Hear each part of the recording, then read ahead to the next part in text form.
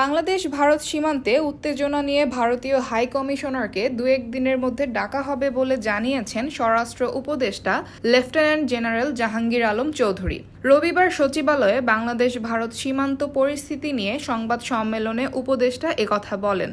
উপদেষ্টা বলেন, বাংলাদেশ ভারত সীমান্তের শূন্যরেখার বিভিন্ন জায়গায় আন্তর্জাতিক আইন লঙ্ঘন করে দেশটি যে কাঁটাতারের বেড়া নির্মাণ করছে তাতে বাধা দিয়ে বন্ধ করে দেওয়া হয়েছে। উপদেষ্টা আরও বলেন, সীমান্ত পরিস্থিতি নিয়ে পররাষ্ট্র মন্ত্রণালয়কে জানানো হয়েছে। তারা ভারতের হাই কমিশনারকে দু-এক দিনের মধ্যেই ডাকবে। তিনি আরও বলেন, বেড়া নির্মাণ বন্ধে শক্ত অবস্থানে থাকবে বিজিবি। ইতিমধ্যে লালমনিরহাটের দহগ্রাম সহ 5 স্থানের বেড়া নির্মাণ বন্ধ করে দেওয়া হয়েছে। আগের সরকার সীমান্ত পরিস্থিতি নিয়ে 4টি চুক্তি করেছিল। সেসব চুক্তি পুনর্বিবেচনা করার আবেদন করা হবে।